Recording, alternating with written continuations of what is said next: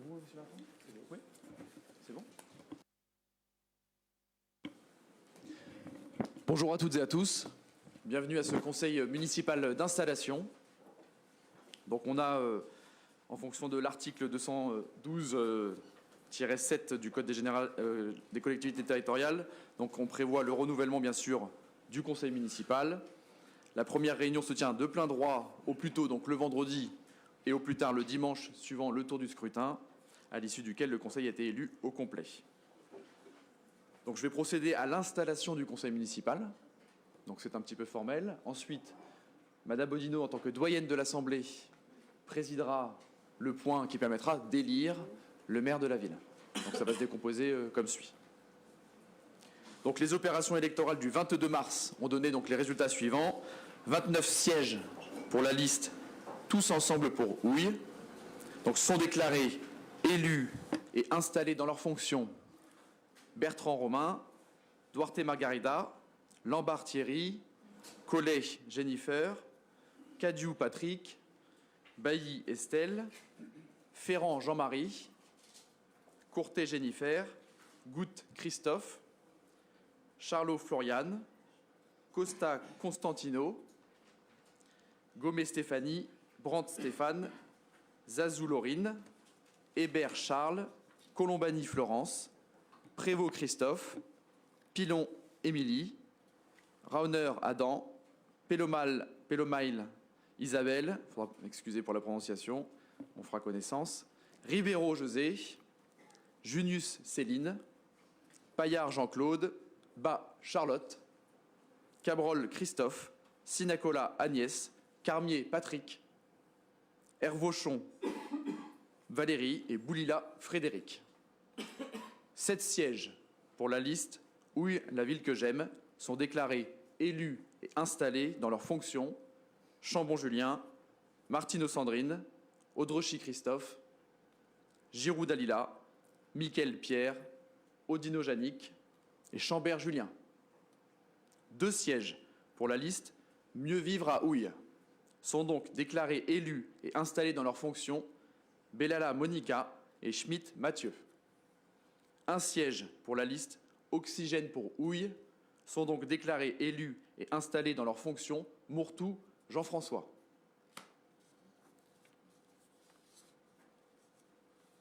Donc le conseil municipal étant complet, il a été convoqué donc pour notre séance en date de ce jour, par courrier, en date du 25 mars 2026. Je déclare donc l'ensemble de ses membres installés.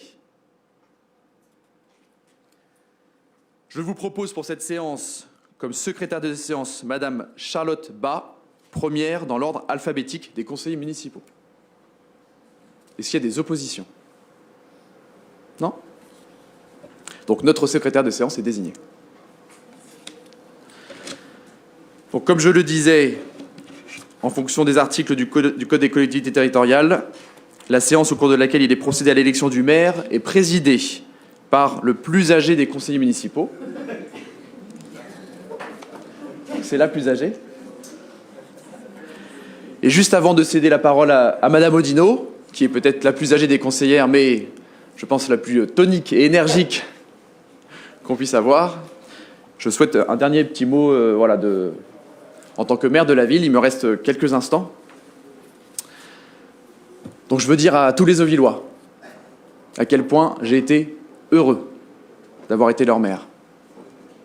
À quel point j'ai adoré avoir été maire de la ville, les servir. Ils m'ont fait cet honneur-là, ils m'ont donné cette confiance-là pendant 6 ans.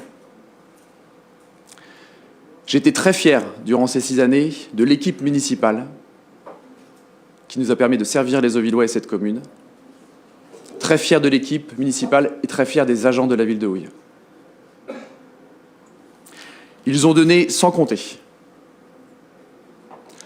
En 6 ans, jamais une voix n'a manqué à la majorité pour remplir la mission donnée par les Auvillois. Durant ces 6 ans, nous avons à la fois rattrapé des retards d'investissement, mais également, nous avons fait ce pourquoi nous avons été élus.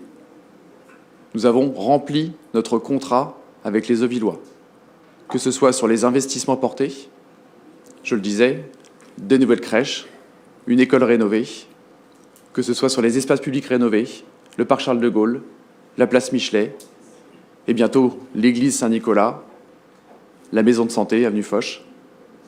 Durant ces 6 années, nous avons amélioré notre commune et nous l'avons réveillée à tout point de vue. Tout cela, cet effort important, a été réalisé pour autant sans augmenter le taux d'imposition et en gardant une dette très faible, très maîtrisée. Pourquoi cela a été possible? Parce que, à la fois les élus, à la fois les agents, ils se sont engagés avec beaucoup de force, parfois en réalisant des prouesses. C'est comme cela qu'on a réussi à honorer le mandat qui nous avait été donné en 2020. Alors, il faut néanmoins comprendre pourquoi il y a eu un échec électoral. Tout n'a pas été bien fait. Des erreurs certainement ont été faites. On a ces quelques années devant nous. Malgré les objectifs atteints, nous avons besoin, durant ces prochaines années, de continuer un dialogue constructif avec les Auvillois et comprendre pourquoi ils n'ont pas renouvelé leur confiance à notre liste. Et puis, je pense qu'on peut le dire, cette campagne des municipales a été marquée par des attaques personnelles contre des élus, contre des agents. Le bruit de la rumeur et des calomnies fut malheureusement plus puissant parfois que les faits, que le bilan. Néanmoins, je suis sûr que la justice remettra quelques pendules à l'heure. Alors, une campagne violente à Houille, mais comme dans différentes villes de France, à l'échelle nationale, de nombreuses campagnes municipales ont été violentes. Je pense qu'il faut que chacun en tire des enseignements. Dans ces campagnes-là, souvent, les citoyens se nourrissent plutôt de certitudes non vérifiées, amplifiées par les réseaux sociaux. Nous devons tous en tirer des enseignements, autrement notre démocratie est en danger. Alors notre force politique, qui représente 37% des suffrages exprimés, nous oblige et nous honore dans la responsabilité à être présents au conseil municipal, à les représenter au conseil municipal, et nous serons toujours vigilants et constructifs.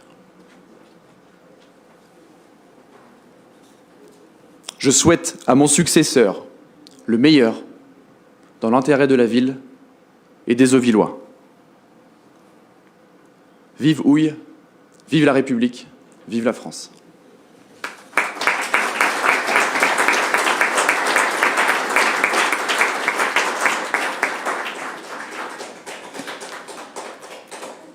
Merci. Donc je cède la présidence de ce conseil municipal à Jannick Audinot, la plus jeune d'entre nous.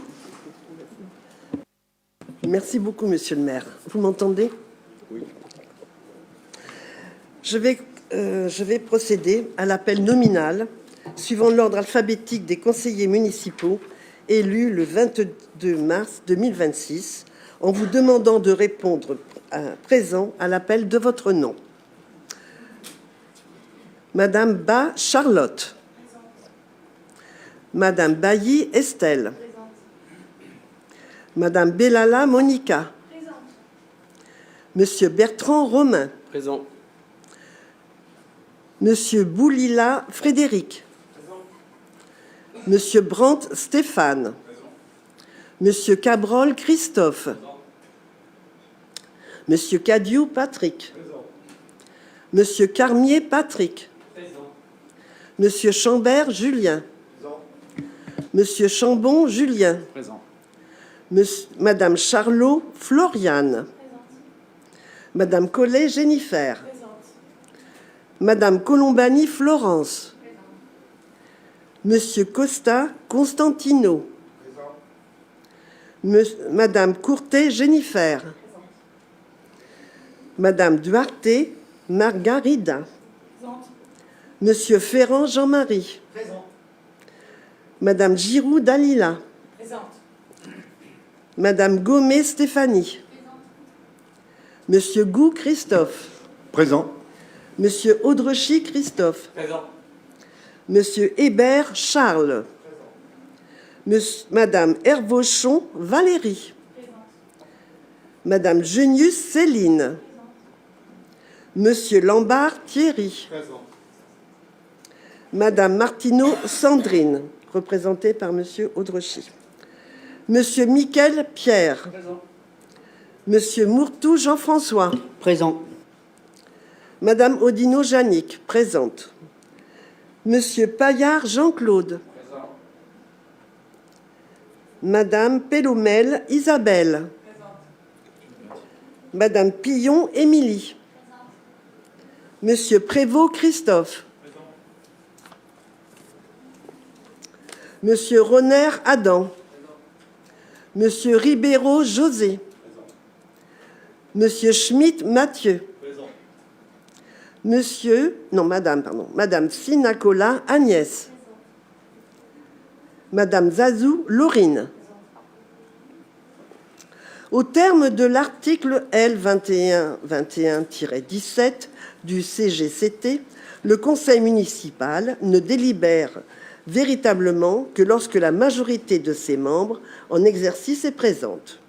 Le conseil municipal de notre ville étant composé de 39 sièges, ce seuil est atteint dès lors qu'au moins 20 membres sont présents. Le quorum étant atteint, la séance est déclarée ouverte et le conseil peut valablement délibérer. Pour cela, nous allons déjà constituer le bureau de vote. Afin de garantir le bon déroulement des opérations de vote à venir, au moins 2 assesseurs scrutateurs doivent être désignés. Qui est candidat pour ces postes? Monsieur, vous prenez note, Madame Bas? Monsieur Ferrand? Donne les noms alors.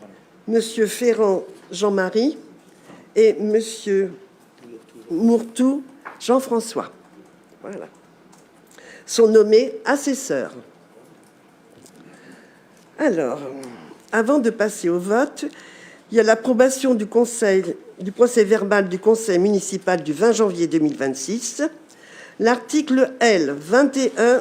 21-15 du Code général des collectivités territoriales prévoit désormais explicitement que le procès-verbal de chaque séance du conseil municipal doit être arrêté par lui au commencement de la séance suivante. Cette règle générale... Ah bon? Moi, j'étais prête à lire tout, non? Vas-y, fais-toi plaisir. Ben, normalement, c'est marqué qu'il faut respecter les règles. Comme tu veux. Voilà. Plaisir. Cette règle générale ayant vocation à s'appliquer au procès-verbal de la séance qui précède immédiatement les élections municipales et à défaut de règles dérogatoires spécifiques à cette séance, il convient donc d'arrêter ensemble, à titre liminaire, le procès-verbal de la séance du conseil municipal du 20 janvier 2026. Conformément à la doctrine de la Direction générale des collectivités territoriales, DGCL, le procès-verbal de la dernière séance du conseil municipal de l'ancienne mandature doit être arrêté avant l'élection du maire et des adjoints par le doyen d'âge et les nouveaux élus du conseil municipal. Il vous est proposé d'adopter le procès-verbal de la séance du 20 janvier 2026. Avez-vous des observations sur celui-ci? C'est bien. Oh non. Non, excusez-moi, Madame Odino, non, c'est pas une remarque sur le PV, c'est une remarque sur la règle. Je trouve assez particulier qu'on demande à des personnes qui n'ont pas assisté à un conseil de valider un PV, mais puisque c'est la règle... Oui, c'est la règle, mais ça permet quand même de dire que c'est particulier. Donc on va dire que ces personnes valident le fait qu'il y ait un PV, qu'il existe en fait. Bah sinon, il n'y a pas de vote pour le maire après. Je vous remercie. Il faut savoir. Hein. Donc, qui est contre? Qui s'abstient? Qui est pour? Le procès-verbal de la séance précédente est adopté. Voilà, une chose de faite. Bon.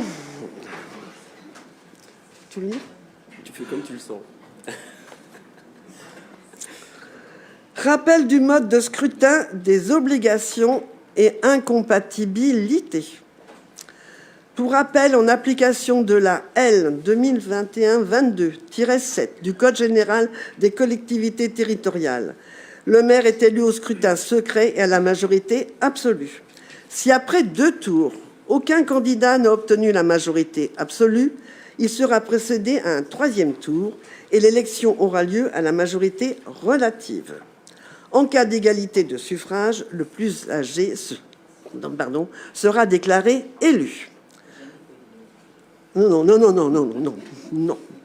Avant de procéder à l'élection du maire, je vous rappelle les obligations et incompatibilités liées à la fonction de maire. Si vous permettez, sur chacun des articles, je vais lire que le début, parce qu'il y a quand même... C'est chargé. Voilà. Vous êtes d'accord, hein? Bon. Article L 2122-4 du CGCT. Le conseil municipal élit le maire et les adjoints parmi ses membres au scrutin secret. Et nul ne peut être élu maire s'il n'est pas âgé de 18 ans révolus. Article LO 2122-4-1 du CGCT. Le conseiller municipal qui n'a pas la nationalité française ne peut être élu maire ou adjoint, ni en exercer même temporairement ses fonctions. Article L 2122-5 du CGCT. Les agents des administrations ayant à connaître de la comptabilité communale, de l'assiette, du recouvrement ou du contrôle de tout impôt et taxe ne peuvent être maires ou adjoints, ni en exercer même temporairement les fonctions dans toutes les communes qui, dans leur département de résidence administrative, sont situées dans le ressort de leur service d'affectation. Article L 2122-5-2 du CGCT. Les fonctions de maire délégué, d'adjoint au maire et d'adjoint au maire délégué sont incompatibles avec celles de militaires en position d'activité. Ces rappels étant effectués, nous allons procéder à l'élection du maire de Houille au scrutin secret et à la majorité absolue. Pour ce déroulement du vote, un bulletin vierge, des enveloppes et un stylo se trouvent sur votre table. Il vous appartient d'inscrire sur ce bulletin le nom du candidat pour lequel vous souhaitez voter et ensuite d'insérer votre bulletin dans une enveloppe. Compte tenu de la configuration de la salle et du faible espace permettant la circulation, l'urne sera déplacée devant chaque votant par le secrétaire de séance. Oui. Vous pourrez déposer votre enveloppe dans l'urne à l'appel de votre nom. Ceux d'entre vous disposant d'un pouvoir, Monsieur Audrechy, vous donnant mandat pour voter au nom d'un élu absent, voudront bien en remettre un 2e bulletin. Candidature. Je demande que les candidatures qui souhaitent se déclarer se fassent connaître en indiquant leur nom et leur prénom. Je rappelle que les déclarations de candidature n'entraînent aucun débat ni explication de vote afin de garantir le caractère secret du scrutin. Qui est candidat? Je suis candidat. Romain Bertrand. Romain Bertrand, vous notez. Nous allons donc pouvoir procéder aux opérations de vote. Il faut venir. Après. Le scrutin est ouvert. Je vais procéder à l'appel selon l'ordre du plan de table. Il faut qu'elle aille chercher l'urne.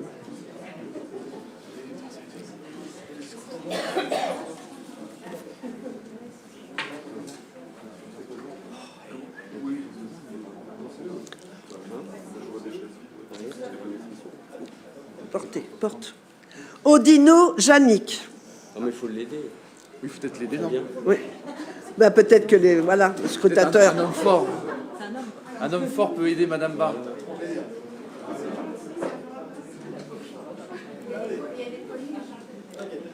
Odino Jannick. Madame Barr, peut-être faut activer la. Voilà. À voter. Monsieur Bertrand Romain.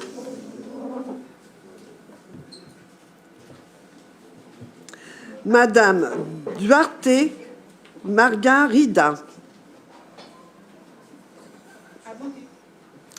Monsieur Lambert Thierry. Madame Collet Jennifer. Monsieur Cadiou Patrick. Madame Bailly Estelle. Monsieur Ferrand Jean-Marie.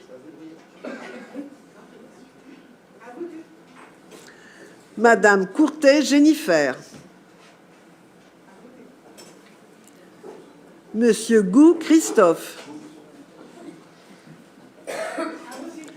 Madame Charlot Floriane.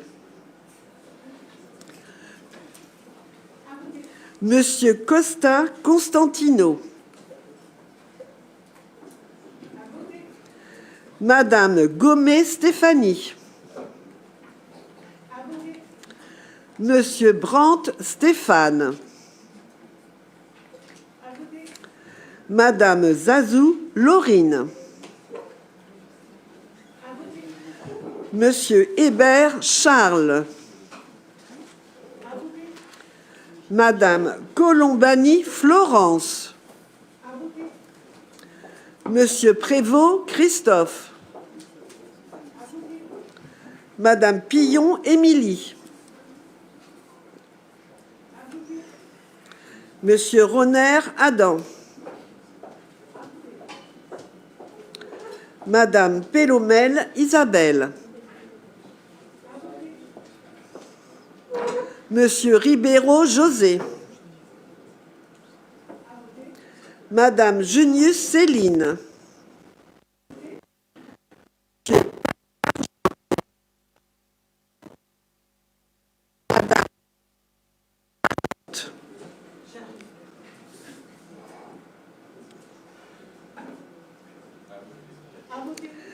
Monsieur Cabrol Christophe. Madame Sinacola Agnès. Monsieur Carmier Patrick. Madame Herbochon Valérie. Monsieur Boulila Frédéric. Monsieur Mourtou Jean-François.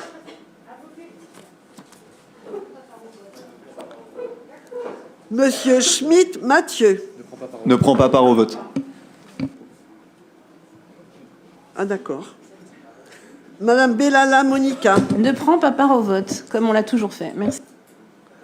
D'accord. Monsieur Chambert Julien. Monsieur Mickaël Pierre.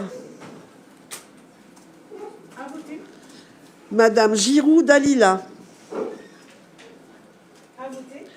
Monsieur Audrechy Christophe. Madame Martineau Sandrine, représentée par Monsieur Audrechy. Monsieur Chambon Julien. À voter.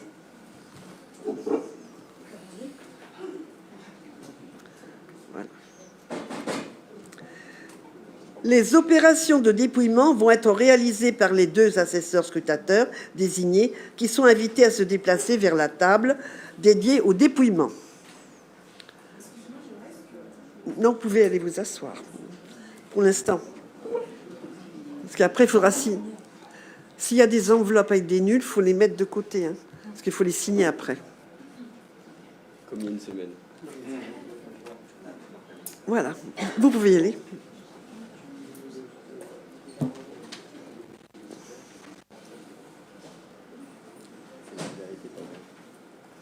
faut tout signer. Le président, les dictateurs et la petite dame, Charlotte.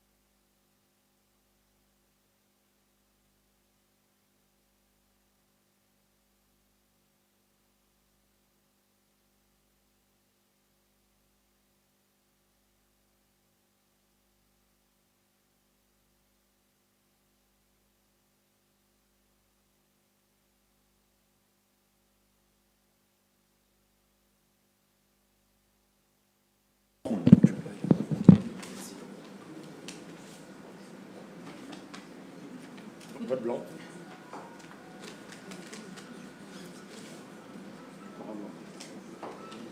Romain Bertrand.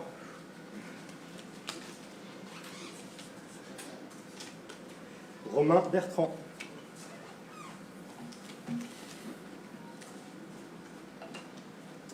Romain Bertrand.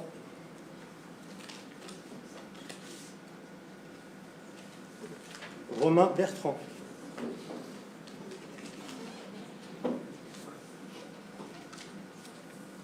Romain Bertrand.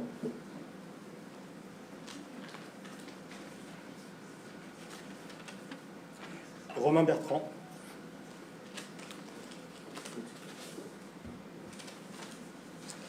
Romain Bertrand.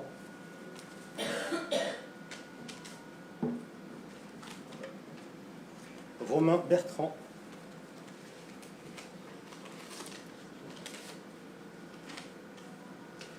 Romain Bertrand.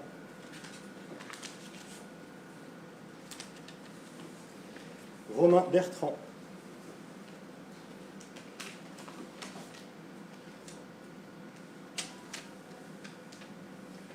Romain Bertrand.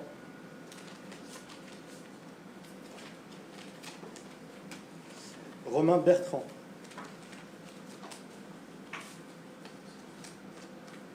Vote blanc.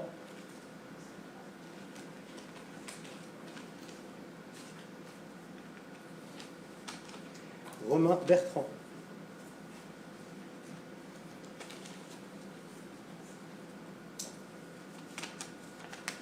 Romain Bertrand.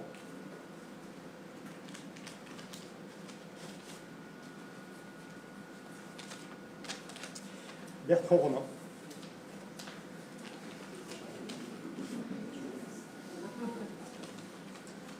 Romain Bertrand.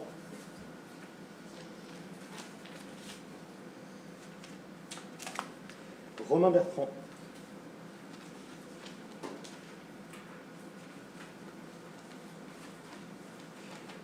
Romain Bertrand.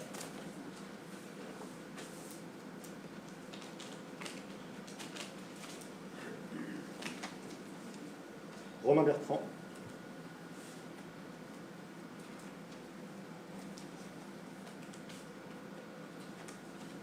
Bertrand Romain.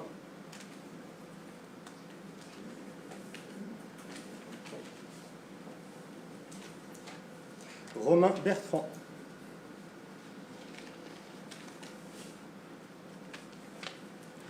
Romain Bertrand.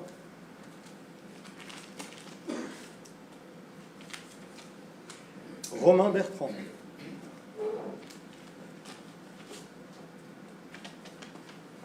Romain Bertrand.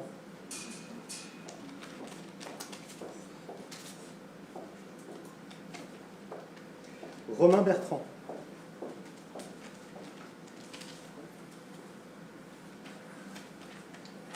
Vote blanc.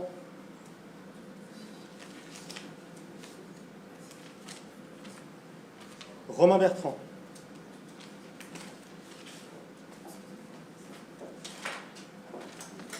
Romain Bertrand.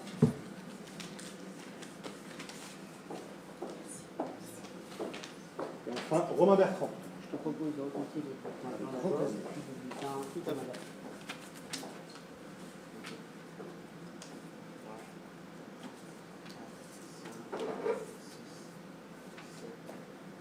Tout à fait.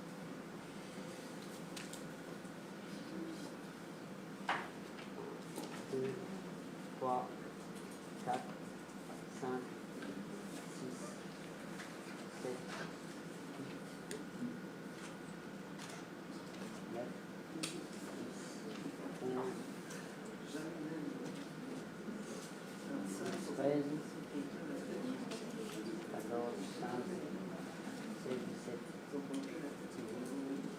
19, 20, 21, 22, 23, 24,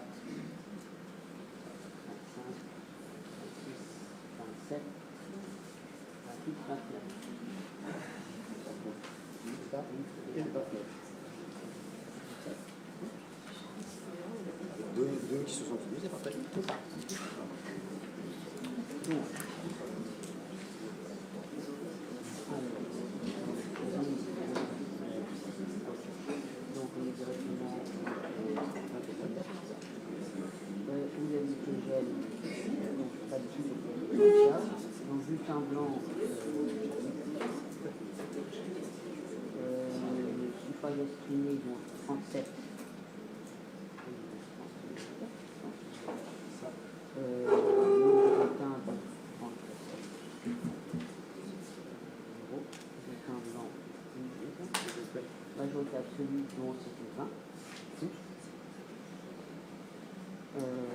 annulé.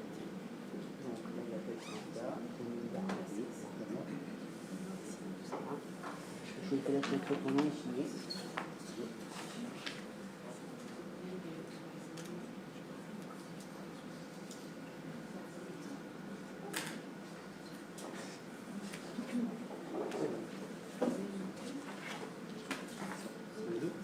Il y en avait, mais je ne partais pas. Oui, oui, oui. Il faut qu'on signe 8 enveloppes blanches. Ah, bon, d'accord. Ils sont pas nuls, ils sont blancs. Oui, c'est ça. Est-ce qu'il y a des codes comme code 17? Juste on signe dessus. 7 et 8.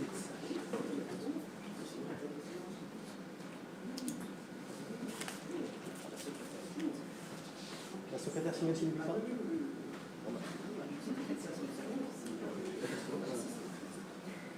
Santé spéculine. Non, je ne rappelle pas enfin, en tant qu'assesseur, on signe tous les bulletins nuls et tous les bulletins blancs. On signe sur les enveloppes.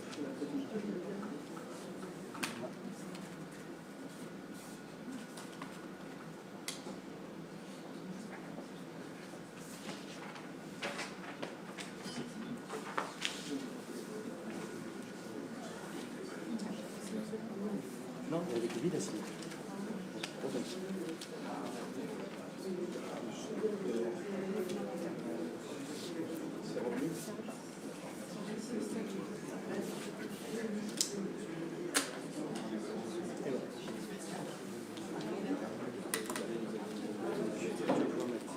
Les enveloppes signées avec leurs enveloppes ici. C'est le blanc.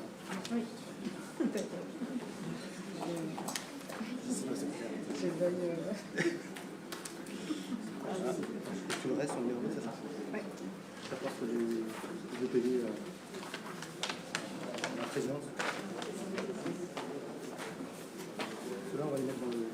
Je vais essayer. Dans celui-là. Il faut qu'on signe. On signe quoi? Au moins les enveloppes. C'est ça. Je te redemande. On va lui donner des trucs.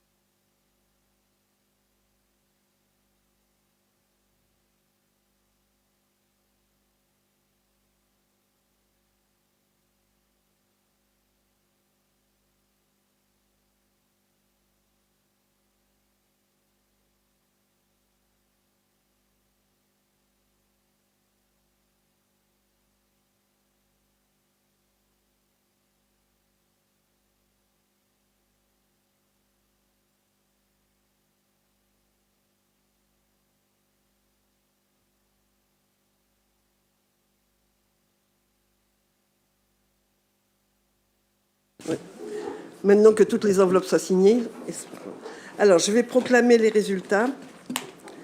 Monsieur Romain Bertrand est élu maire de Houille avec 37 bulletins suffrages exprimés.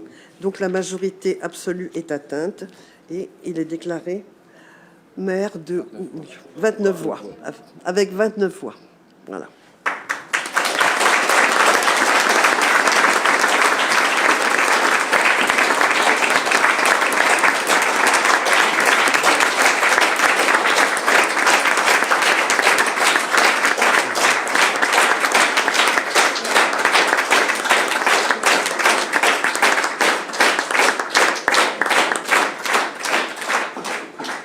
Afin de remettre l'écharpe, je vais demander à Monsieur Joly de bien vouloir se présenter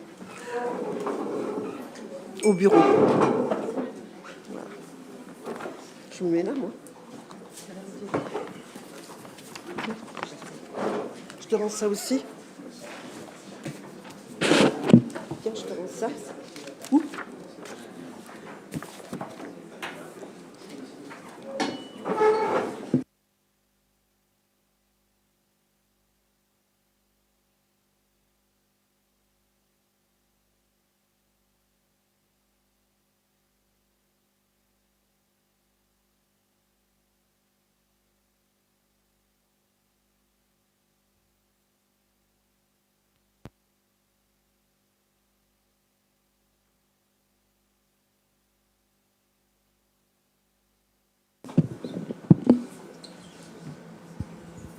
Merci. Mon cher Romain, je suis très fier de te remettre cette écharpe qui est un symbole de rassemblement, de sérénité. Avec ta belle équipe, je sais que ce sera aussi votre façon de voir les choses et de faire avancer cette ville.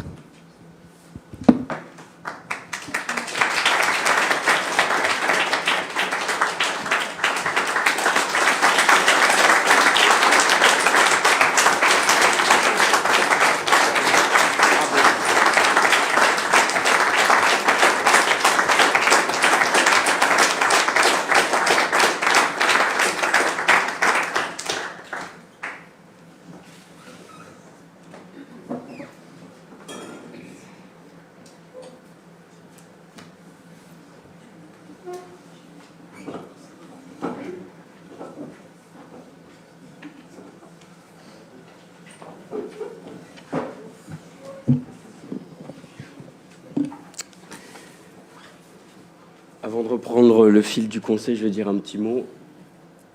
Mesdames et messieurs, chers collègues, chers Auvilloises, chères Auvilloises, pour commencer, permettez-moi quelques remerciements personnels. Tout d'abord à mon père, qui m'a toujours soutenu, et à ma mère, à qui l'on pense fort. Je remercie également Alexandre Joly, qui m'a fait confiance pour rejoindre son équipe il y a 12 ans. Je remercie également Christophe Goutte, qui a cru en moi dès le début de mon parcours et qui m'a accompagné toutes ces années. J'aimerais remercier également Margot, qui m'a accompagné dans cette dernière ligne droite et m'a aidé à construire ce beau collectif. Merci également à mon équipe qui a porté ce projet avec nous. Et enfin à notre ville et aux énergies que l'on a rencontrées tout au long de cette campagne. Vous nous avez soutenus avec vos mots et vos idées. Un grand merci à vous tous.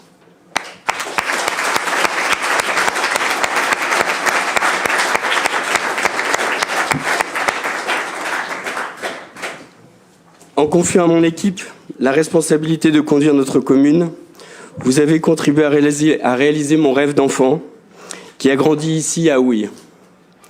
Et vous nous avez accordé bien plus qu'un mandat. Vous nous avez témoigné de votre confiance. Cette confiance nous honore et nous engage pleinement. En tant que tête de liste, je veux remercier sincèrement au nom de toute l'équipe. Nous avons su tous ensemble nous rassembler pour porter le changement. Je ne l'oublierai pas. Ce changement incarne à la fois un espoir et un défi. Un espoir d'apaisement, d'unité retrouvée, de fierté auvilloise, et l'espoir de poursuivre le développement de notre ville, mais avec un nouveau souffle, un nouveau projet. Un défi également, celui de reconstruire, de redonner confiance, de tendre la main pour rassembler durablement les énergies et les volontés de notre ville. Je vais également adresser un mot aux autres équipes candidates. Leur engagement dans ce scrutin participe pleinement à la vitalité démocratique de notre commune.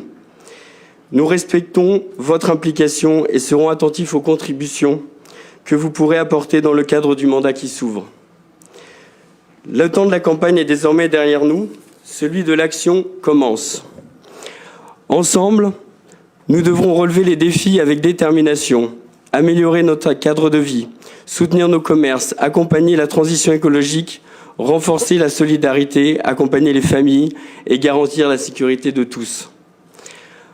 Ensemble, nous devons garder la boussole de notre projet, l'écoute, la transparence et la volonté constante d'agir dans l'intérêt général. Nous aurons à faire des choix difficiles, mais ils seront toujours clairs, toujours guidés par la transparence et l'ambition de construire un avenir solide et harmonieux pour Houille. Je mesure pleinement les attentes qui s'expriment déjà. Vos sollicitations sont déjà nombreuses. Je n'ignore rien des difficultés que certains rencontrent, ni des inquiétudes qui traversent notre ville. Nous allons continuer avec mon équipe à venir à votre rencontre pour rassembler, pour rassurer et favoriser le dialogue. Mon engagement est simple et total, être un maire présent, accessible, attentif, qui agit avec vous et pour vous. Ce nouveau chapitre municipal s'ouvre sous le signe de l'exigence. Il appartient désormais à mon équipe et à moi-même de prouver que la confiance que vous avez accordée n'était pas un pari, mais le début d'une véritable transformation. Je crois profondément en la force du collectif. C'est ensemble, avec vous tous, que nous réussirons à faire avancer Houille. Vous pouvez compter sur ma détermination et mon engagement. Je vous souhaite à tous un très bon mandat. Merci.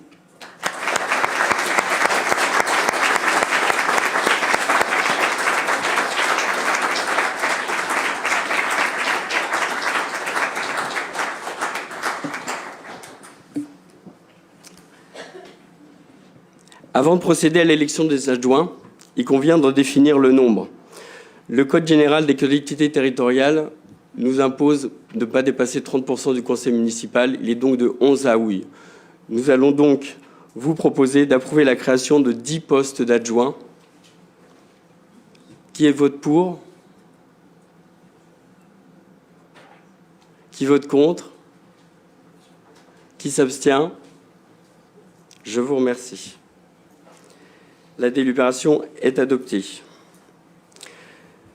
Je vous rappelle que les adjoints sont élus au scrutin de liste à la majorité absolue, sans panachage ni vote préférentiel. La liste est composée alternativement d'un candidat de chaque sexe. Toute liste proposée doit être complète. Le groupe Tous Ensemble pour Houille a déposé la liste suivante.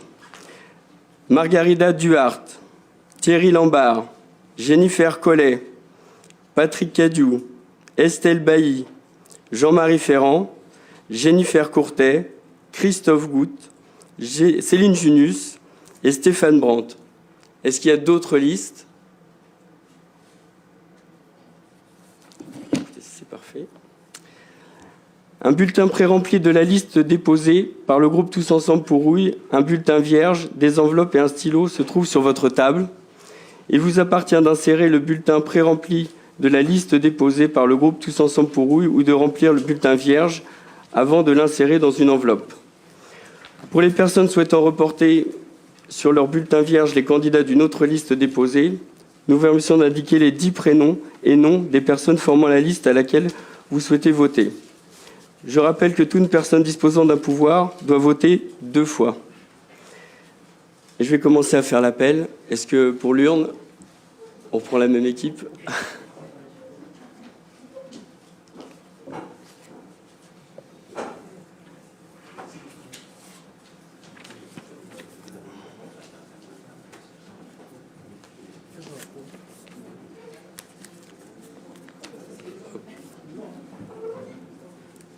Et oui, Charlotte. Hop. C'est parti. C'est parti. Odino Yannick.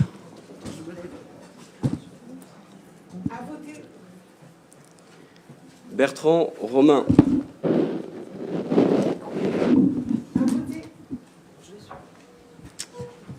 Margarida Duhart. Lambard Thierry. Collet Jennifer. Cadiou Patrick.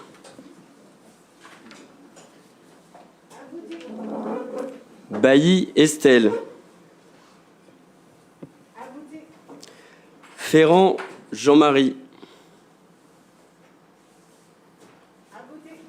Courtet Jennifer. Goutte Christophe. Charlot Floriane. Costa Constantino. Gomé Stéphanie. Brandt Stéphane. Zazou Laurine. Hébert Charles. Colombani Florence. Prévost Christophe. Pillon Émilie. Runner Adam. Pélomaille Isabelle. Ribeiro José. Junius Céline. Paillard Jean-Claude. Bas Charlotte. Cabrol Christophe. Sinacola Agnès. Carmier Patrick. Hervauchon Valérie. Boulila Frédéric. Mourtou Jean-François. Schmitt Mathieu. Abstention, monsieur le maire. Bellala Monica. Ne prend pas part au vote. Chambert Julien. Mickaël Pierre. Giroud Dalila. Audrechy Christophe. Martineau Sandrine. Et Chambon Julien.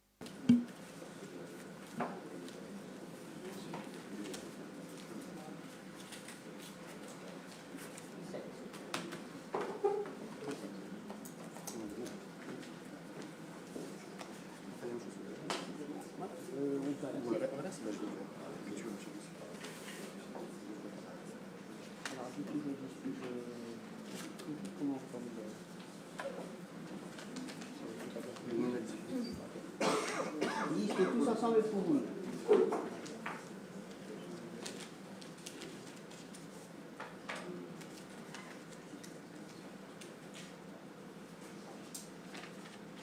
Tous ensemble pour oui.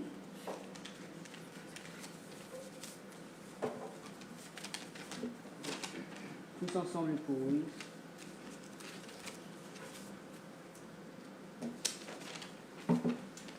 Tous ensemble pour oui. Tous ensemble pour oui.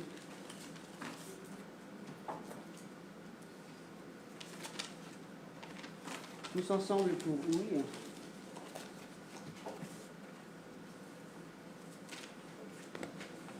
Bulletin blanc.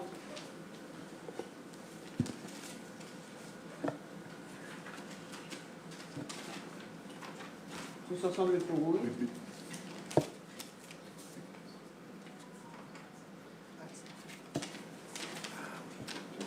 Tous ensemble pour oui.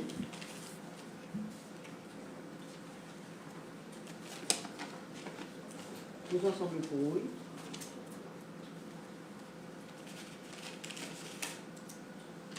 Bulletin blanc.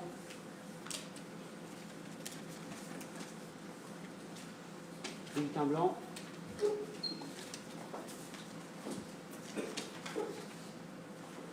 Bulletin blanc. Bulletin blanc.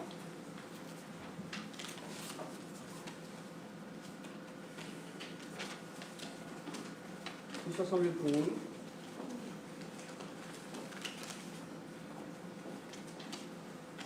Bulletin blanc.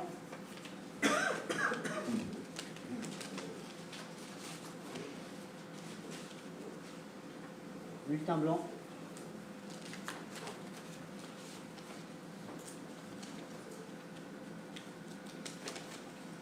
Tous ensemble pour oui.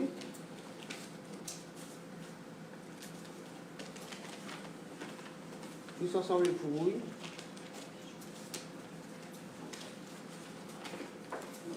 Tous ensemble pour oui.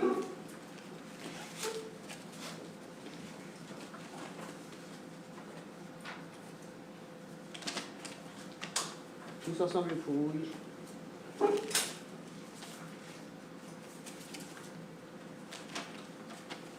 Tous ensemble pour oui.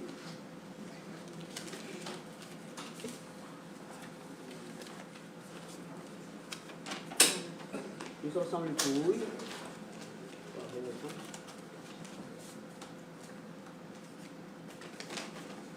Tous ensemble pour oui.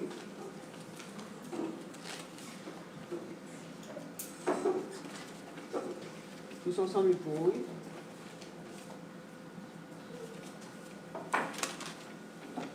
Tous ensemble pour oui.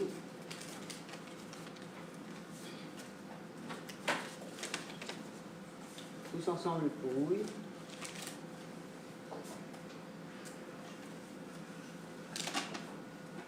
Tous ensemble pour oui.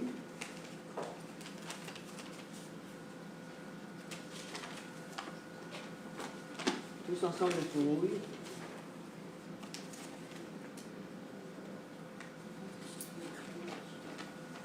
Tous ensemble pour oui.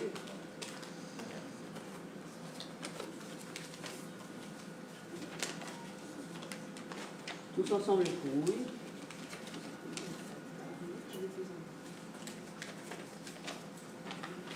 Tous ensemble pour oui. Bulletin blanc.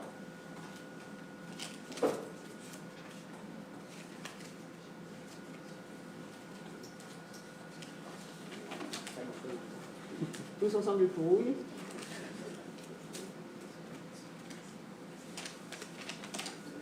Tous ensemble pour oui.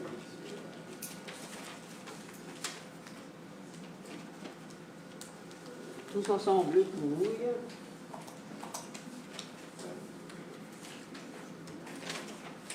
Tous ensemble pour oui. 1, 2, 3, 4, 5, 6, 7, 8. 8 bulletins blancs.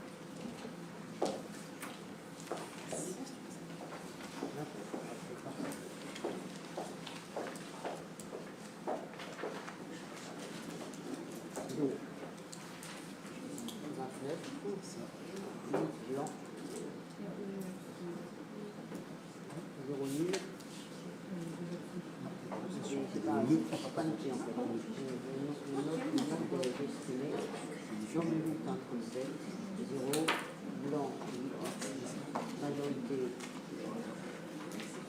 Ah bah non, du coup, c'était pas ça. Mais c'est 19.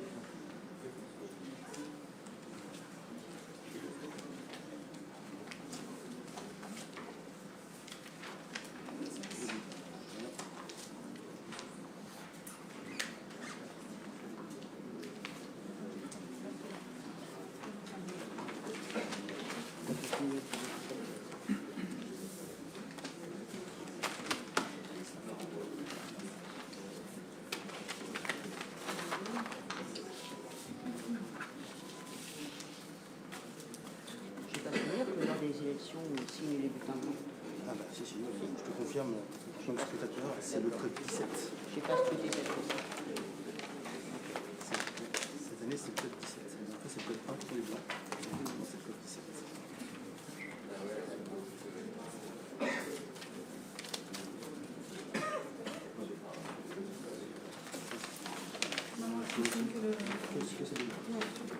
Voilà.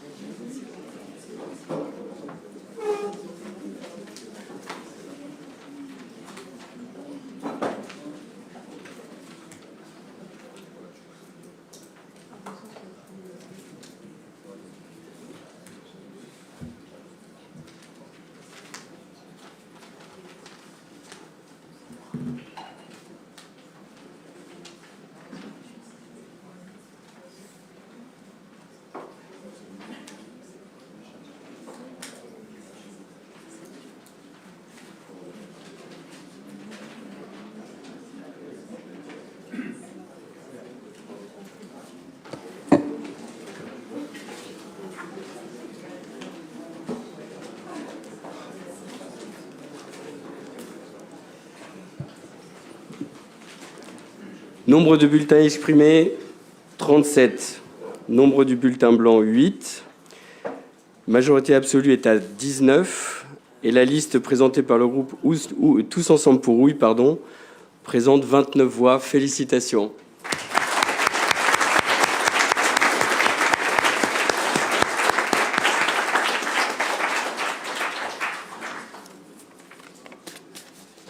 On va procéder à la remise des écharpes dans l'ordre du tableau. Je peux avoir un micro ?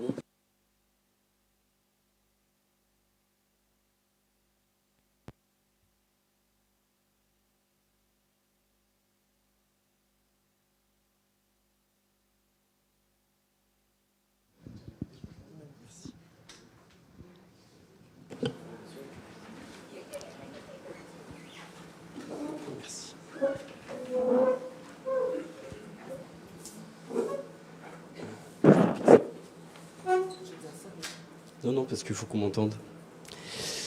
Margarida Duhart, vous pouvez applaudir.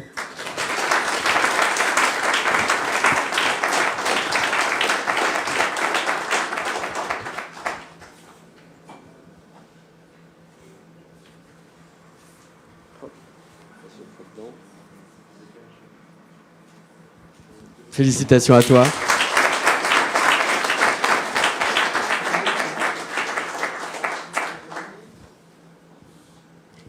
Pour la photo.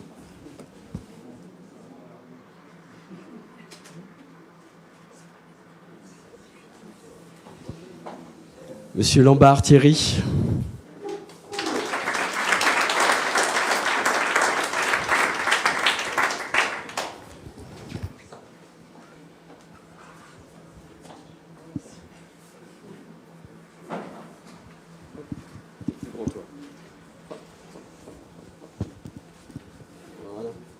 Félicitations.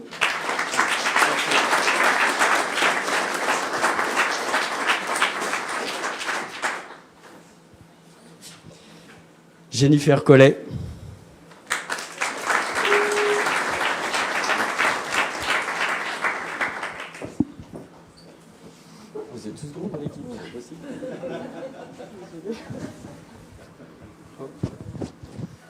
Félicitations à toi.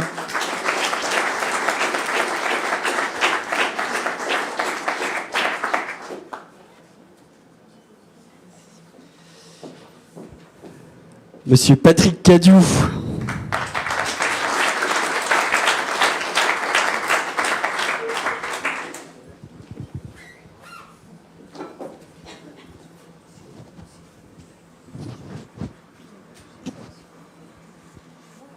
C'est bon.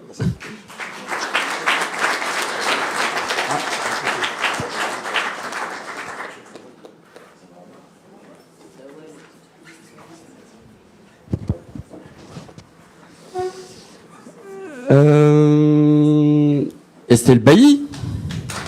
Bali.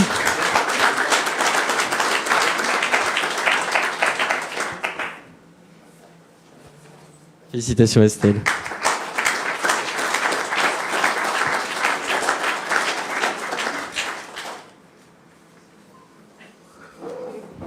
Ça va aller? Tchouk. Jean-Marie Ferrand.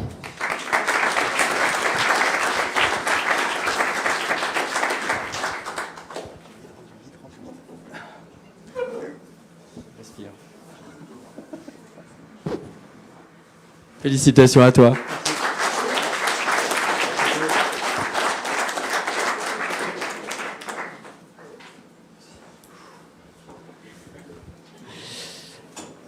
Jennifer Courtet.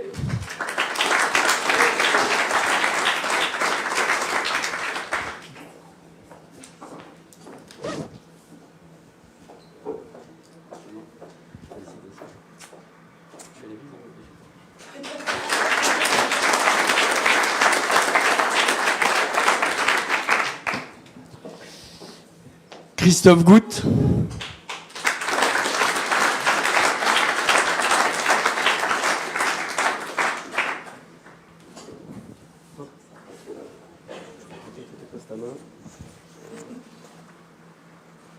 Super.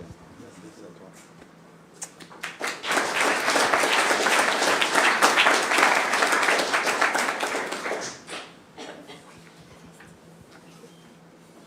Céline Junius.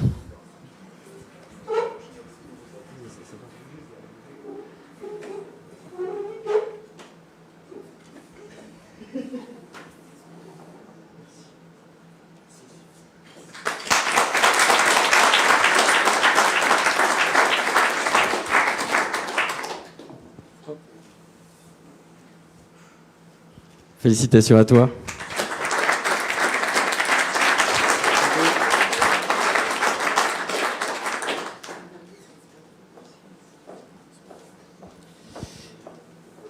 Et enfin, Stéphane Brandt.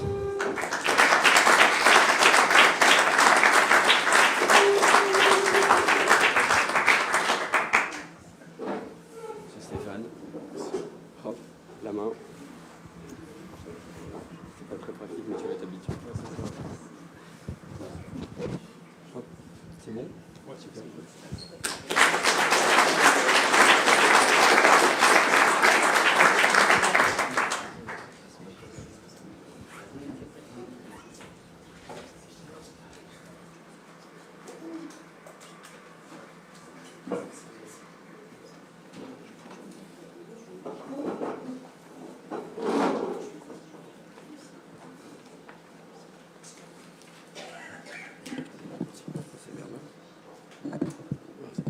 Le procès verbal, on signe pas tout de suite. Le signe, ouais. Donc on signe maintenant? Oui, oui, vas-y. Hop.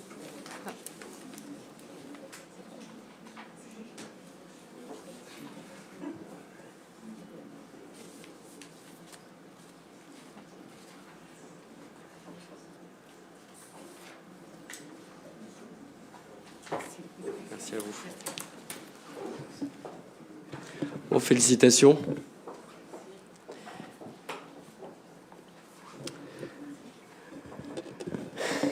Oui, il va y avoir beaucoup de lectures. C'est le moment de la charte de l'élu local. L'article L21-21-7 du Code général des collectivités territoriales prévoit que lors de la première réunion du conseil municipal, immédiatement après l'élection du maire et des adjoints, le nouveau maire doit donner lecture de la charte de l'élu local. Les élus locaux sont les membres des conseils élus au suffrage universel pour administrer librement les collectivités territoriales dans les conditions prévues par la loi, ainsi que les élus des arrondissements de la ville de Paris et des communes de Lyon et Marseille. Tout mandat local se distingue d'une activité professionnelle et s'exerce dans les conditions qui lui sont propres. Il se traduit par des droits et des devoirs prévus aux articles L 1111-13 et L 1111-14. Ces dispositions constituent la charte de l'élu local. Dans l'exercice de son mandat, l'élu local s'engage à respecter les principes de liberté, d'égalité, de fraternité et de laïcité, ainsi que les lois et les symboles de la République. L'élu local exerce ses fonctions avec l'impartialité, diligence, dignité, probité et intégrité. Dans ce cadre, il poursuit le seul intérêt général, à l'exclusion de tout intérêt qui lui soit personnel, directement ou indirectement, ou de tout autre intérêt particulier. L'élu local veille à prévenir ou à faire cesser immédiatement tout conflit d'intérêts réprimé par la loi. Lorsque ses intérêts personnels sont en cause dans les affaires soumises à l'organe délibérant dont il est membre, l'élu local s'engage à les faire connaître avant le débat et le vote. L'élu local s'engage à ne pas utiliser à d'autres fins les ressources et les moyens mis à disposition pour l'exercice de son mandat ou de ses fonctions. Dans l'exercice de ses fonctions, l'élu local s'abstient de prendre les mesures qui lui accordant un avantage personnel ou professionnel. L'élu local participe avec assiduité aux réunions de l'organe délibérante et les instances dans lesquelles il a été désigné. Issu du suffrage universel, l'élu local est et reste responsable de ses actes pour la durée de son mandat devant l'ensemble des citoyens de la collectivité territoriale à qui il rend des comptes des actes et des décisions qu'il prend dans le cadre de ses fonctions. L'élu local déclare dans un registre tenu par la collectivité territoriale les dons, avantages et invitations d'une valeur qu'il estime supérieure à 150 € dont il a bénéficié en raison de son mandat. Ne sont pas soumis à cette obligation déclarative les cadeaux d'usage et les déplacements effectués à l'invitation des autorités publiques françaises ou dans le cadre d'un autre mandat électif. Les élus locaux peuvent bénéficier du versement d'une indemnité pour l'exercice effectif de leurs fonctions électives et de la prise en charge des frais exposés dans ce cadre dans les conditions prévues par la loi. Les élus locaux sont affiliés pour l'exercice de leur mandat au régime général de la sécurité sociale dans les conditions définies par le Code de la sécurité sociale et à des régimes spéciaux définis par le présent Code. Les élus locaux bénéficient à l'occasion de leurs fonctions d'une protection organisée par la collectivité territoriale conformément aux règles fixées par le Code pénal, les lois spéciales et le présent Code. Le droit à la formation est reconnu aux élus locaux. Il s'exerce dans les conditions fixées par ce présent Code. Toute personne titulaire d'un mandat local bénéficie, dans les conditions prévues par la loi, de garanties accordées dans l'exercice du mandat et à son issue et permettant notamment de concilier celui-ci avec une activité professionnelle ou la poursuite d'études supérieures. Tout élu local peut consulter un référent déontologique chargé de lui apporter tout conseil utile au respect des principes mentionnés par l'article L 1111-13. Un décret en Conseil d'État détermine les modalités et les critères de désignation des référents déontologues. Un exemplaire de cette charte ainsi que du chapitre du CGCT consacré aux conditions d'exercice des mandats locaux vous ont été remis en séance. Y a-t-il des observations sur ce point ? Nous prenons... Ah oui. Oui. Oui, je vous remercie, monsieur le maire. Oui, je voulais savoir si vous envisagiez qu'on puisse faire le point en cours de mandat sur cette charte, l'amender. Tout à fait. Je vous remercie. Y a-t-il d'autres observations ? Parfait, donc nous allons prendre acte de cette délibération. Il n'y a pas de vote. Pour permettre le bon fonctionnement de l'administration communale, le conseil municipal peut déléguer au maire, pendant toute la durée de son mandat, une partie de ses pouvoirs énumérés à l'article 2122-22 du Code général des collectivités territoriales. Les compétences sont listées au sein de la note de synthèse qui vous a été communiquée. Il vous est proposé de déléguer au maire, pour toute la durée de son mandat l'ensemble des compétences visées par l'article L. 2122-22 du Code général des collectivités territoriales, à l'exception du 25e alinéa inapplicable à Houille, zone de montagne. Et d'étendre la présente délégation, en cas d'empêchement du maire, aux 3 premiers adjoints dans l'ordre du tableau. Qui s'abstient? Ah, allez-y, Madame Bellala. Oui, je vous remercie. Je voulais savoir déjà, monsieur le maire, si vous aviez eu voix au chapitre sur ces délégations ou si, en fait, vous les reprenez in extenso du CGCT. Je les reprends in extenso du CGCT. Alors, écoutez, on a une remarque, ça concerne le point 3, qui donne l'attitude au maire de souscrire des emprunts sans en référer préalablement au conseil municipal. Nous, dans notre collectif, nous avions décidé que si nous gagnions les élections, nous renoncerions à cette délégation pour pouvoir débattre en conseil municipal des emprunts.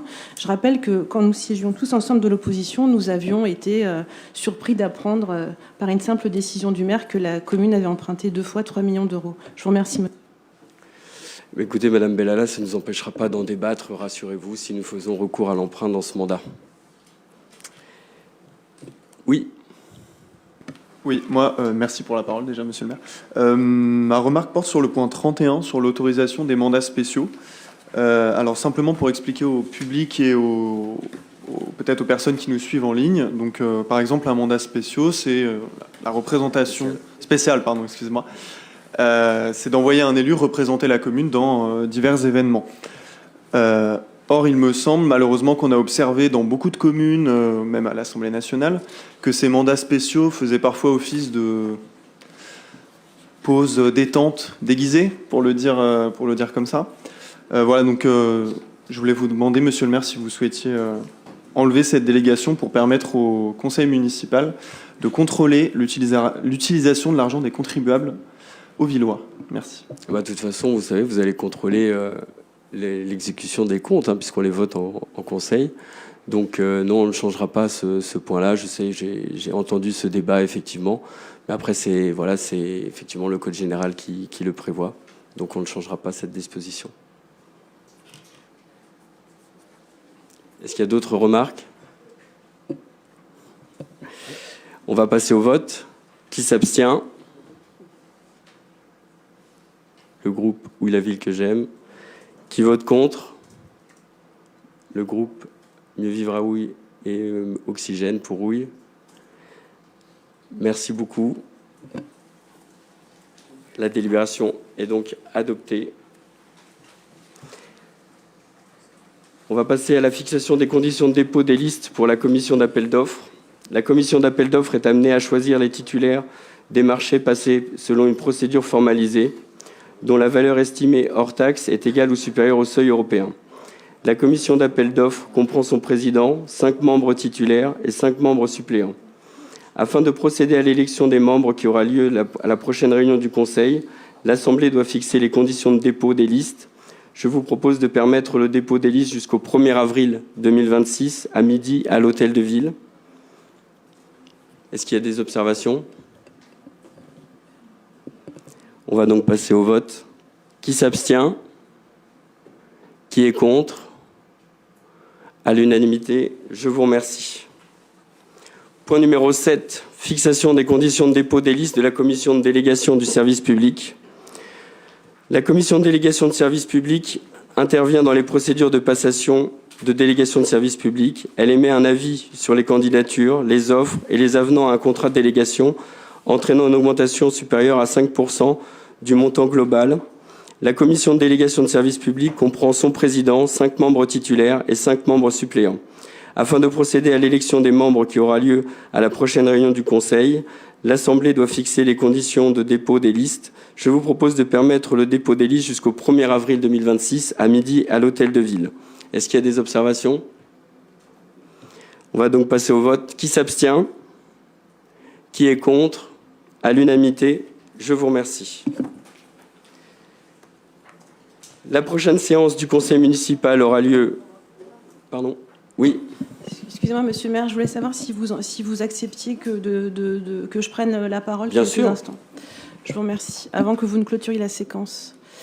Alors, Je tiens à tout d'abord remercier nos électeurs. Merci à vous. Vous nous avez fait confiance jusqu'au bout.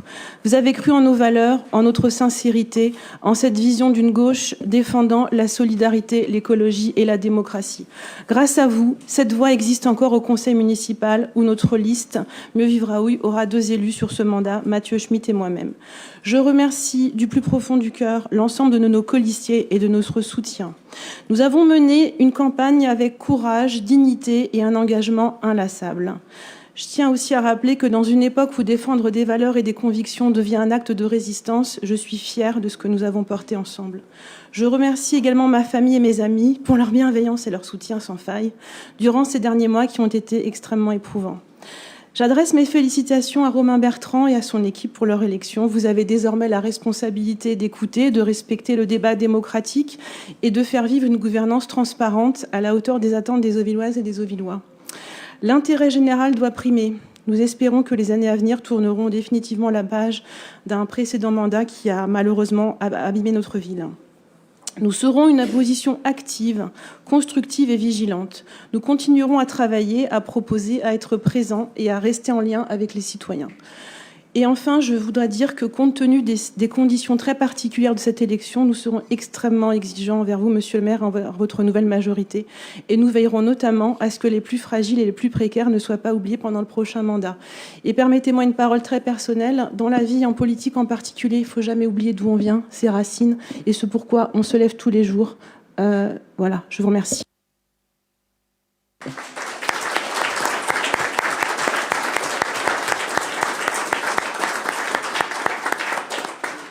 Est-ce que Monsieur Mourtou voulait dire un mot?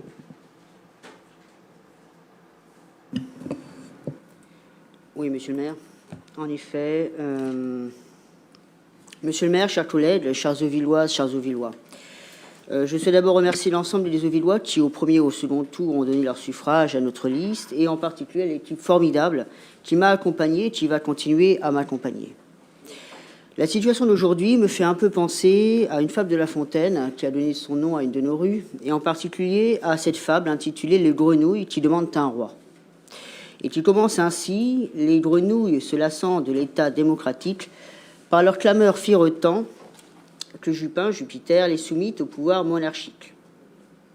Cette fable, c'est l'histoire d'un peuple de grenouilles à qui tombe d'abord, raconte le fabuliste, un roi tout pacifique, un roi débonnaire et doux, qui se tient toujours quoi? Les fins observateurs de la vie politique auvilloise y verront peut-être une tendre évocation de l'ancien maire, Alessandro Joly, dont les 4 mandatures, par contraste avec ces dernières années, peuvent effectivement apparaître, par leur climat apaisé, comme une belle époque, douce et débonnaire. Monsieur Joly, qui après avoir fait tant pour sa ville, s'est aussi vu reprocher au dernier mandat de n'en avoir pas fait assez. Donnez-nous, dit ce peuple, un roi qui se remue, continuent les grenouilles. Et la fable de poursuivre: le monarque des dieux leur envoie une grue qui les croque, qui les tue, qui les gobe à son plaisir. Une grue qui, cette fois, peut peut-être évoquer le mandat un peu plus tranchant de M. Chambon. Ce qui est moins drôle, en revanche, c'est que la fable se poursuit et se finit en disant que nous aurions dû, premièrement, garder notre gouvernement. De celui-ci, contentez-vous, de peur de rencontrer un pire. Et je crains que, en voulant se départir de leur maire, M. Chambon, les Auvillois n'aient commis l'exploit de peut-être en rencontrer un pire. Certes, pesaient sur M. Chambon de nombreux soupçons. Soupçons de clientélisme, soupçons d'entrisme frériste, soupçons dont d'ailleurs j'ai parfois été un peu seul à m'emparer dans le silence assourdissant de certains opposants. Mais il s'agissait essentiellement de soupçons graves, mais de soupçons. Et force est de constater qu'en 6 ans de mandat, aucun de ces soupçons ne s'est, jusqu'à aujourd'hui, transformé ne serait-ce qu'en un début de quart de commencement d'enquête. Il en va tout autrement du scandale des enregistrements illicites qu'a révélé le journal Le Parisien le 24 février dernier. Pour ceux qui ne savent pas de quoi il s'agit, en particulier dans le public, Le Parisien, confirmé ensuite par un communiqué officiel de la ville de Houille, nous a appris que la première adjointe au maire de M. Chambon, en complicité apparemment avec l'ancien directeur de campagne de M. Chambon, devenu entre-temps colistier de M. Bertrand, aurait, je dis bien aurait, installé en mairie des dispositifs d'écoutes illégales qui auraient enregistré pendant 2 mois et de manière systématique l'ensemble des conversations qui se sont tenues dans une ou plusieurs salles de la mairie. Non seulement des élus, mais aussi des agents ou encore de simples administrés, dont moi-même, avons été enregistrés à notre insu. Certes, il faudra bien évidemment attendre l'avis de la justice. Et bien évidemment, chacun ici présent est présumé innocent. Mais il s'agit cette fois de faits clairement établis, facilement vérifiables, car cette fois, contrairement à toutes les rumeurs qui ont émaillé le mandat précédent, cette fois, une plainte a effectivement été déposée au parquet avec l'ensemble des éléments. Et s'il s'agissait d'un montage de sa part, M. Chambon aurait pris un très gros risque qui me paraît parfaitement invraisemblable. Même avec beaucoup d'imagination, je vois mal quel scénario pourrait germer dans un esprit rationnel pour imaginer que ces accusations d'écoute illégale soient totalement fantaisistes. Il faut aussi remarquer qu'aucun des protagonistes de cette affaire n'a démenti, sur le fond, avoir installé des systèmes d'écoute ou en avoir bénéficié. Ils ont prétendu avoir agi en lanceurs d'alerte, ce qui signifie qu'ils n'ont pas démenti ces actes, ils les ont justifiés, ce qui n'est pas du tout la même chose. Loin de nier ces faits, ils les ont en quelque sorte avoués publiquement et même revendiqués. J'ajoute enfin que M. Bertrand, quant à lui, s'est bien gardé de condamner ces actes. Il a au contraire récompensé son colistier mis en cause en le maintenant sur sa liste, alors qu'il avait encore 2 jours pour la modifier. Enfin, permettez-moi aussi, même si j'ai de l'amitié pour eux, de m'étonner un peu que les 10 lanceurs d'alerte se soient réveillés fin novembre 2025, soit moins de 4 mois avant les élections, après n'avoir rien trouvé à redire comme adjointe au maire pour l'une, comme membre du cabinet du maire pour l'autre, pendant presque 6 années de mandat. Permettez-moi aussi de m'étonner que si vraiment ces écoutes avaient pour but de trouver des preuves pénales contre M. Chambon, le premier signalement au parquet n'ait été fait seulement, semble-t-il, qu'après la révélation par le Parisien de ces écoutes, et en tout cas moins d'1 mois avant le scrutin. Je pose alors une question simple. Que se serait-il passé si ces enregistrements n'avaient pas été retrouvés par hasard sur le téléphone de la première adjointe démissionnaire ? Elle et ses complices potentiels avaient-ils vraiment l'intention d'utiliser ces enregistrements de manière désintéressée et noble, à l'appui d'un signalement au parquet ? Mais alors, pourquoi ont-ils attendu si tard pour faire leur signalement ? Ou bien, simple hypothèse, avaient-ils l'intention, avant tout, d'utiliser ces écoutes dans un but politique, celui de mieux connaître la stratégie de leurs adversaires et d'alimenter des articles de presse dans le seul but politique d'affaiblir le maire M. Chambon et de prendre sa place. Ces écoutes qui ont eu lieu en plein cœur de la campagne municipale, avaient-elles une visée politique ou est-ce juste un hasard du calendrier ? Je laisse cela, bien sûr, à la sagacité de chacun. En tout cas, le lanceur d'alerte me paraît être un beau prétexte.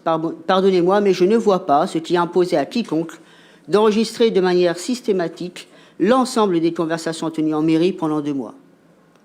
Nous sommes, paraît-il, dans un état de droit, et s'il y a des soupçons, il convient de les faire connaître à la justice, qui seule est en droit de diligenter des actes d'enquête, y compris, s'il le faut, une mise sous écoute. L'exemple de Richard Nixon avec le Watergate, ou plus près de nous celui de Mitterrand dans les années 80, nous rappelle que pratiquer des écoutes, c'est illégal et c'est totalement contraire à l'état de droit. J'entends bien aussi ceux qui nous expliquent que ces écoutes étaient nécessaires pour réunir des preuves contre le maire M. Chambon. Mais dites-moi maintenant que M. Chambon va devenir maire, et que M. Bertrand, va devenir maire, et, rassurez-vous, et c'est fait. Et M. Chambon, conseiller municipal d'opposition, pourquoi notre nouveau maire ne mettrait-il pas, selon le même principe, les téléphones de l'opposition sur écoute ? Après tout, M. Chambon est encore susceptible, dans ses conversations privées, de fournir des éléments de preuve sur les prétendus méfaits passés. Madame Bellala et moi-même avons peut-être aussi des intentions malveillantes, et notre nouveau maire, tout soucieux qu'il est de défendre les intérêts de la ville, ne devrait-il pas poursuivre son action salvatrice en mettant sous écoute tous les élus et pourquoi pas tous les agents, ou même, allons-y, tous les Auvillois. L'enfer n'est-il pas pavé de bonnes intentions ? Je vous appelle toutes et tous à prendre garde aux précédents que vous semblez valider avec, pour certains, tant de légèreté. Comme le dit encore La Fontaine dans La Lys et sa compagne, ce qu'on donne aux méchants, toujours on le regrette. Pour tirer d'eux ce qu'on leur prête, il faut que l'on en vienne au coup.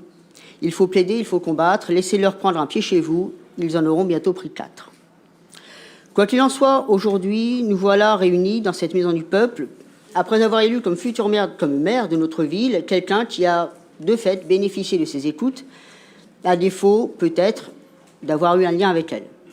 quelqu'un qui a tiré profit de ses écoutes et qui doit peut-être son élection à la parution très opportune d'articles de presse, dont le dernier, paru 4 jours seulement avant le scrutin, entre les 2 tours, va jusqu'à apparemment citer mot pour mot un échange privé entre 3 personnes dans un bureau de la mairie, échange dont les journalistes ne pouvaient avoir connaissance que grâce a priori à ces enregistrements. Je ne doute pas des qualités intrinsèques de M. le maire, M. Bertrand. Il a fait une excellente campagne, meilleure que la mienne. Il a su convaincre mieux que moi. Mais permettez-moi simplement, en conclusion, de m'étonner que ceux qui rejettent avec tant d'ardeur et d'héroïsme toute complaisance avec les extrêmes soient aussi peu lucides, ou en tout cas aussi peu regardants, quand il s'agit de protéger très concrètement nos libertés fondamentales et de défendre notre droit à un débat démocratique sain, équitable et respectueux de la légalité. Pour revenir à La Fontaine, je crains qu'un jour très prochain les Auvillois, honteux et confus, ne jurent, mais un peu tard, qu'on ne les y prendra plus. Je vous remercie. Madame Bellala. Oui, Monsieur Mourtou, vous m'avez évoqué de façon indirecte et directe dans votre discours. C'est assez inélégant. Voilà, je tenais à vous le dire. Et je me désolidarise des propos que vous avez tenus sur les mauvaises intentions. C'est évidemment parfaitement ironique. Vous m'avez quand même cité. Pour ma part, je crois qu'il faut revenir au calme et je crois qu'il faut laisser le temps de la justice se faire. Nous poursuivrons effectivement les plaintes déposées par Monsieur Chambon, etc., pour que toute la lumière soit faite et que cette ville retrouve son calme apaisé. Et je crois que c'est important pour cette ville que toute la lumière soit faite sur ces histoires d'écoute. Voilà, vous pouvez compter sur moi pour ça. Je vous en remercie. Avant de clôturer ce conseil, j'aimerais remercier les agents qui nous ont accompagnés ce matin, qui nous ont aussi accompagnés toute la semaine pour l'organisation de ce conseil. J'aimerais aussi remercier M. Chambon qui m'a reçu vendredi de manière républicaine.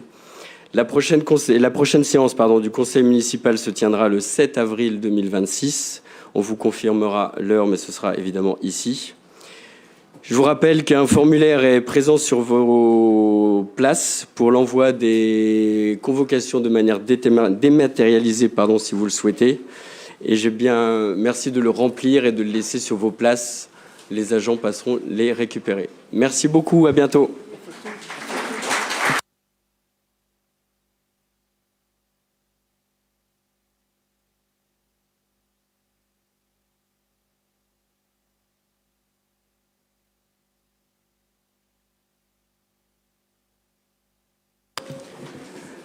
Pour les élus, l'ensemble du conseil.